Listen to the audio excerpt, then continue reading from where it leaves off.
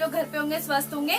तो मैं सविता नेगी घुक्त्याल, और जो हमारा चैनल है आप लोगों को मैंने पहले ही बताया था कि इस चैनल का नाम पहले life not easy Savita Negi Ghuktyal था, तो मैंने शॉर्ट करके इसको सविता नेगी घुक्त्याल कर दिया है।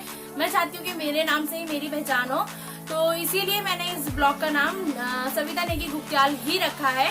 तो प्लीज आप लोगों से रिक्वेस्ट है कि आप लोग जहाँ भी ये शेयर करें तो वहाँ पर मेरा नाम भी बता दीजिए कि इस नाम को अगर आप सर्च करेंगे तो आपको मेरा चैनल मिल जाएगा। तो आज हम बात कर रहे हैं एक बहुत ही प्यारी बुक है, मैंने खुद अपने हाथ से ये बनाई हुई है। तो इसमें मैंने कम से कम अभी 10-12 से ज्यादा पेज है इसमें। मैंने दिव्यांश के लिए इसमें एक्टिविटीज बनाई है। तो इसमें मैंने नॉर्मली बच्चों के लिए जो बेसिक नॉलेज होती है, जो 1.5 साल से हम बच्चे को सिखाने लगते हैं, तो उसकी नॉलेज रखी हुई है। एक पेज को हम कई तरीके से बच्चे को पढ़ा सकते हैं, मतलब कि जो मैंने एक पेज बनाया उसे हम बच्चे को कई तरीके से पढ़ा सकते हैं। तो वो कैसे, ये मैं आगे वीडियो में बताऊंगी आपको। साथ में आपसे कहना चाहती हूँ, अगर आपने मेरे चैनल को सब्सक्राइब नहीं किया है तो प्लीज सब्सक्राइब कर लीजिए। साथ में नीचे दिए गए बेल आइकन को भी दबा दीजिए। बेल आइकन दबाने से आपका कोई भी पैसा नहीं कटेगा। बस आपको उससे क्या फायदा होगा कि आपको बेल आइकन दबाने के बाद नोटिफिकेशन आते हैं। अगर हम कोई नई वीडियो डालते हैं तो आपको नोटिफिकेशन आ जाएंगे, और आपके एक लाइक और कमेंट से या शेयर से मुझे कोई भी पैसा नहीं मिलने वाला है, ना ही आपकी जेब से कटने वाला है। तो प्लीज लाइक भी कर दीजिए, कमेंट्स भी कर दीजिए और शेयर भी कर दीजिए। बस मेरे मोटिवेशन के लिए मुझे सिर्फ इतना पता चल जाना चाहिए कि मेरे द्वारा दी गई जानकारी या मेरे द्वारा बनाए गए जो भी प्रोजेक्ट वगैरह है आप लोगों को पसंद आते हैं, इसलिए लाइक बस। और तो देर नहीं करते हैं, वीडियो की तरफ बढ़ते हैं, क्योंकि जो ये एक्टिविटीज मैंने बनाई है ये बहुत सारी है, तो एक बार में वीडियो में नहीं आएगी। इसीलिए मैं थोड़ा फास्ट करने की कोशिश करूंगी। साथ में मैं कोशिश करूंगी कि अगर एक में आ जाए तो बेस्ट है, नहीं तो इसका पार्ट 1 और पार्ट 2 भी बनाना, पार्ट 2, 3 बनाना पड़ेगा, क्योंकि बहुत सारे पेजेस हैं और एक पेज को मैं बहुत तरीके से खिलाती हूँ बच्चे को, तो इसीलिए। और हो सकता है इससे आपको कुछ नया सीखने के लिए मिल जाए। चलिए मिलते हैं वीडियो की तरफ। तो फ्रेंड्स चलिए आइए खोलते हैं मेरा ज्ञान का खजाना। ये मेरा ज्ञान का खजाना मेरे बेटे के लिए मैंने बनाया है। तो मैंने ये जब उसको पढ़ाना स्टार्ट किया था, जब मैंने सोचा था कि उसको पढ़ाना अब शुरू करना चाहिए, उसकी उम्र हो गई है, मतलब कि उसकी एज उस ग्रुप में आ गया था जब उसको पढ़ना बहुत जरूरी था, तब मैंने ये बनाना स्टार्ट किया था। तो आप देख सकते हैं ये मैंने बनाई है बुक। इसमें क्या करना है, पहले मैंने सिंपली ब्लैक से लिखा हुआ है व्हाइट पे, कोई चित्र नहीं है इसमें, कोई कुछ नहीं है, सिर्फ उसको ए की नॉलेज, बी की नॉलेज, उसको मैं ये बताना चाहती हूँ कि इसका जो शेप होता है, जो ए होता है वो इस तरीके का होता है, मतलब कि इस शेप्स का होता है। उसमें दो इधर से डंडी होती है और ऐसा होता है। पहचान करना सिखा रही हूँ मैं। तो जिस समय वो बच्चा पहचानना शुरू कर देता है तो आप उससे अगर कहीं से भी पूछेंगे ना एम कहाँ पर है, तो वो उंगली लगाएगा एम। और फिर उसके बाद जाके मैं उनको मैचिंग करने के लिए देती हूँ। तो आप इस तरीके के फ्लैश कार्ड मैंने सिंपली घर पर बना रखे हैं ये, तो आप इसका यूज कर सकती हैं। और यहाँ पर ए ये है, या आप इसको दिखा के पूछिए फाइंड ए, कहाँ है ए, बताओ जल्दी बता दो कहाँ है, वो यहाँ लगा देगा। उसके बाद पूछेंगे B for ball, B for ball, B कहाँ है B, where is the B, find the B Divyansh, तो यहाँ लगा देगा। तो ये है एक मेथड ये हो गया, दूसरा मेथड ये हो गया, अब तीसरा ये फाइंड द एच, तो ये है। इस तरीके से आप बच्चे को अलग अलग तरीके से बच्चे को एंटरटेनमेंट के साथ पढ़ा सकते हैं। अगर आप उन्हें डायरेक्ट पढ़ाने बैठेंगे तो भैया कोई भी उम्र का बच्चा होगा वो नहीं बैठेगा। तो मैंने आपको 3 तरीके से बता दिया। एक तो आप इस तरीके से फ्लैश कार्ड बना के पढ़ा सकते हैं, दूसरा आप उनको इस तरीके से क्लूज लगा के पढ़ा सकते हैं, साथ में आप उसको नॉर्मली पढ़ा सकते हैं। उसके बाद अगर आपको आपका बच्चा एकदम एक्सपर्ट हो जाता है तो इस तरीके की बुक्स में भी आप मैचिंग करवा सकते हैं। अब इसके बाद मैंने इसका दूसरा चॉइस किया था, जैसे कि ऑल इन वन बुक में भी आपने देखा था कि मैथ का है, तो 1 से लेकर 10 तक, 1 से 1.5-2 साल के बच्चों के लिए 10 तक मैंने प्रेफर किया, क्योंकि स्कूल जाने के बाद उनको 50 काउंटिंग वैसे भी सिखा देते हैं, मगर स्टार्टिंग जब घर पे ही रखते हैं तो 10 तक ही काउंटिंग सिखाते हैं। और जो उनकी पोएम्स होती है उनमें भी 10 तक ही काउंटिंग होती है। तो सबसे पहले मैंने इसमें काउंटिंग में भी सिंपली पहले 1-2 शेप्स हम बताएंगे बच्चों को, उसके बाद उनको मैचिंग करने के लिए इस तरीके से छोटे छोटे फ्लैश कार्ड दे देंगे। उसके बाद मैंने ये 1 2 3 परचेस किए हुए हैं। तो ये मैंने कहाँ से परचेस किए हैं इसका लिंक मैं डिस्क्रिप्शन बॉक्स में दे दूंगी, आप चाहें तो वहां से परचेस कर सकते हैं। ठीक है, इस तरीके से आप इसके थ्रू भी पढ़ा सकते हैं बच्चों को मैचिंग करा के। बहुत देखना, बच्चे बहुत स्मार्ट हो जाते हैं। आप अगर आपका बच्चा बिल्कुल भी पढ़ता नहीं है या फिर बिल्कुल भी उसको नॉलेज नहीं है, याद नहीं होता कुछ भी, तो आप उसको इस तरीके से पढ़ाए। मैं 100% की गारंटी देती हूँ कि बच्चा स्मार्ट हो जाएगा आपका। ठीक है, तो थर्ड पेज मैंने बनाया कलर का। तो कलर के लिए मैंने सबसे पहले रेड कलर ये है, फिर आप इसमें ना कुछ भी कर सकते हैं। जैसे कि मैंने यहाँ पे कुछ इस तरीके की कार बना रखी हैं, तो रेड कलर पे लगा देता है, ऑरेंज कलर पे, व्हाइट कलर पे, ब्लैक कलर पे लगा देता है। नहीं तो मैंने इसी तरीके के राउंड गोल कटआउट्स रखे हुए हैं इस तरीके से। ठीक है, अब इसको वो आपको पता ही है मैचिंग करना है, तो मैचिंग कर लेता है इस तरीके से। तो जैसे कि blue, where is the blue, find the black, find the yellow, what is this color? This color is white. Yes. What is this color? This color is pink.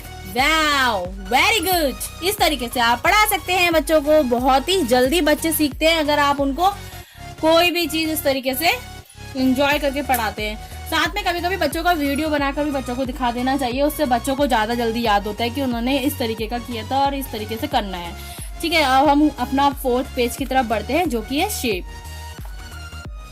तो सबसे पहले आप उनको बताइए कि इस तरीके से आप घर पे ही कट आउट कर सकती है कोई भी शादी के कार्ड्स, बर्थडे कार्ड, और मतलब आपके पास कोई भी कार्ड हो या बॉक्स हो तो उसको आप इस तरीके से शेप्स में काट सकती है। कुछ भी मार्केट से परचेस करने की जरूरत नहीं है, बहुत ही इजीली बच्चा कर लेता है। खो गया तो गम नहीं।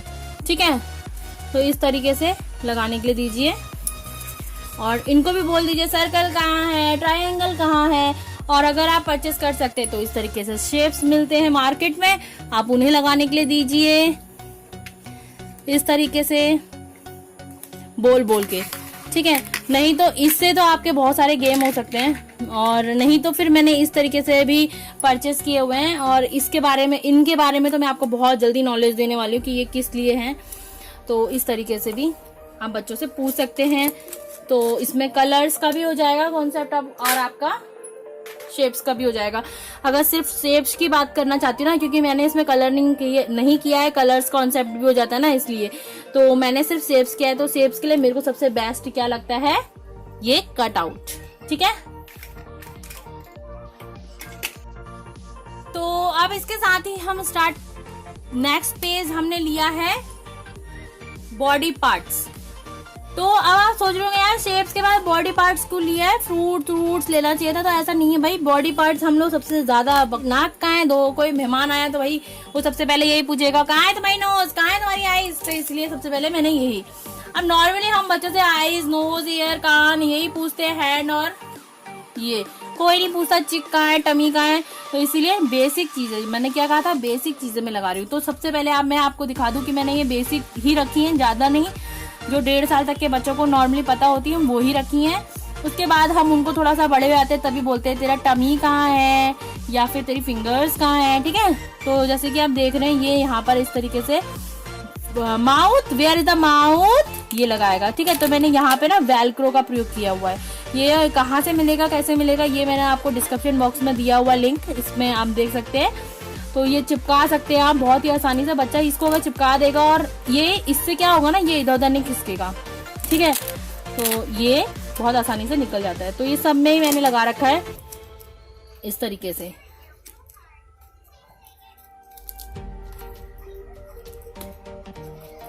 वेयर इज आईज, इस तरीके से। ठीक है, तो अब आप सिंपली भी पूछ सकते हैं और मैचिंग भी करा सकते हैं। तो 2 तरीके से तो आप यही हो गया। और फिर बाद में आप उससे भी पूछ सकते हैं कि ये क्या है, वो बोलेगा नोज, वो बोलेगा नोज, नोज कहाँ है आपकी, अपने मुंह पे भी, फेस पे भी लगा के बताएगा आपको।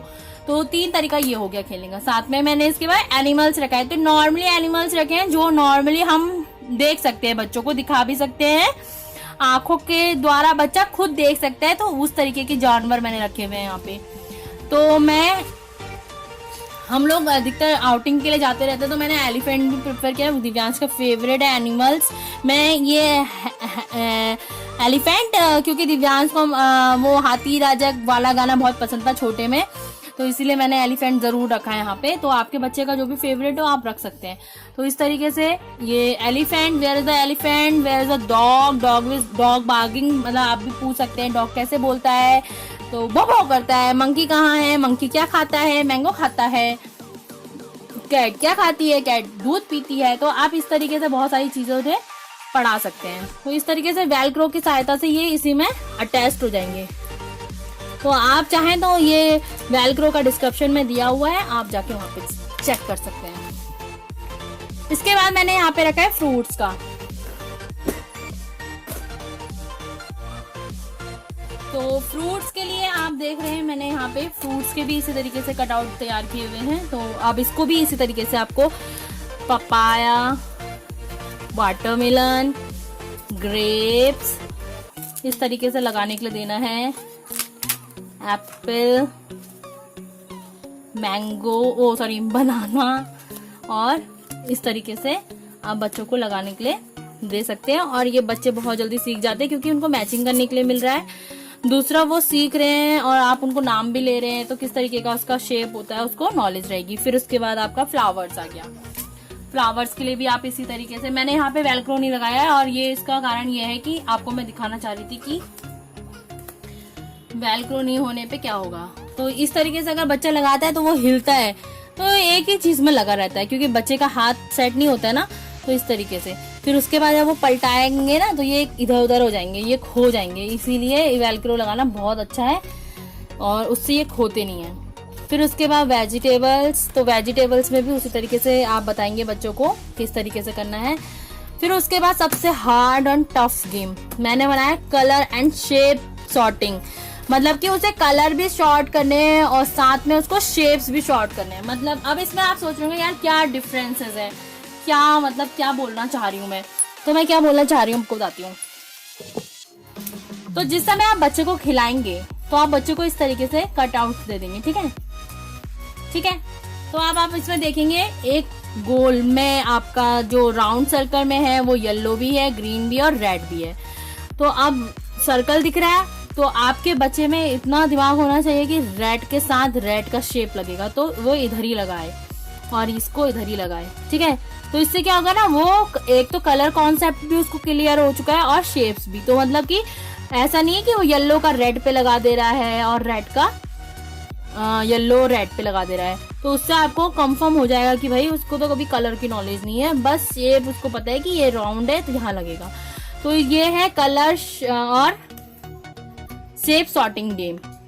तो इस तरीके से बच्चों के ब्रेन के लिए ये सारी एक्टिविटीज कराई जाती हैं बच्चे ताकि सीखें, ठीक है।